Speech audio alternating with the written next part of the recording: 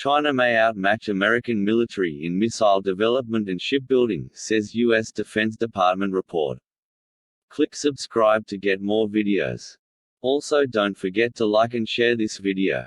China may outmatch American military in missile development and shipbuilding, says U.S. Defense Department report. China has already achieved parity with, or even exceeded, the United States in several military modernization areas, says Pentagon. China is likely to double its nuclear warhead stockpile over the next decade, according to the report. Robert Delaney and Mark Magnier in the United States. Published, 3:54 a.m., 2 September 2020.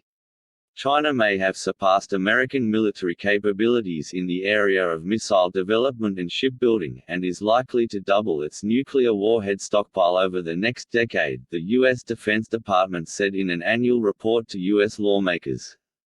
China has already achieved parity with, or even exceeded, the United States in several military modernization areas, including shipbuilding, land-based conventional ballistic and cruise missiles, and integrated air defense systems, said the report, which was made public on Tuesday.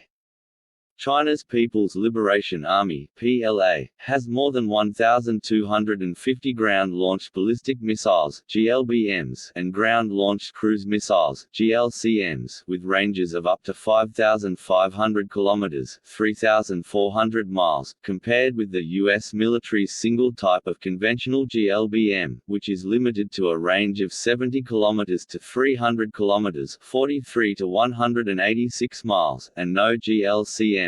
According to the report.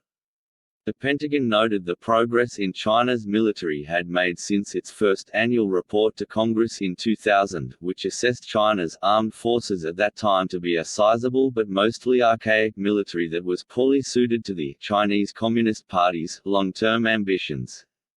The latest edition reflects the growing concern that the Trump administration has about the Chinese Communist Party's ambitions for the PLA and rapidly developing PLA capabilities, said Bonnie Glaser, a China analyst with the Center for Strategic and International Studies. Deputy Assistant Secretary of Defense Chad Esbragia delivered a presentation about the report, hosted by the Washington-based think tank American Enterprise Institute on Tuesday.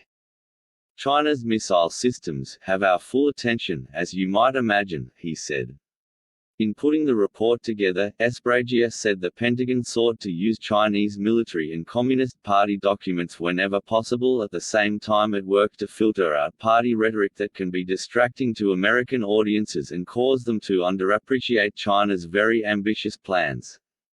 The report does not claim that China's military is currently 10 feet tall, nor, I think, certainly does China either, said Esbragia.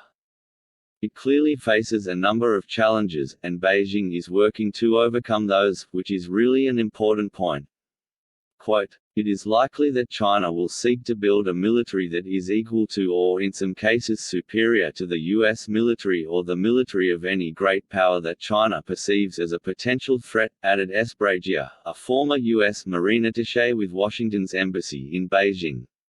A major concern highlighted in the report is the increase in Chinese ground, air and naval forces available in the event of an invasion or armed conflict with Taiwan, which according to the report was 3-1 last year in favor of China but is now closer to 5-1 or even 12-1 if China's forces in the wider region are factored in.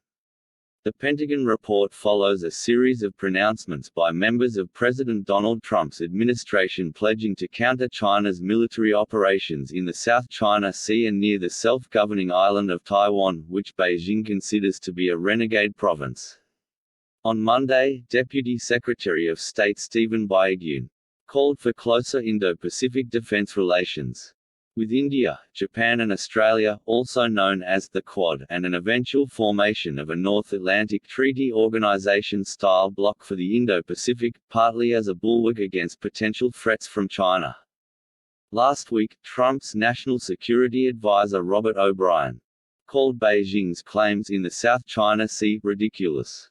Espragia, who studied Mandarin at Beijing's capital Normal University earlier in his career, said the Departments of State, Defense and Justice, among others, are trying to find a balance, ensuring that U.S. research organizations and universities operate effectively even as their activities are monitored so that any access does not jeopardize U.S. security.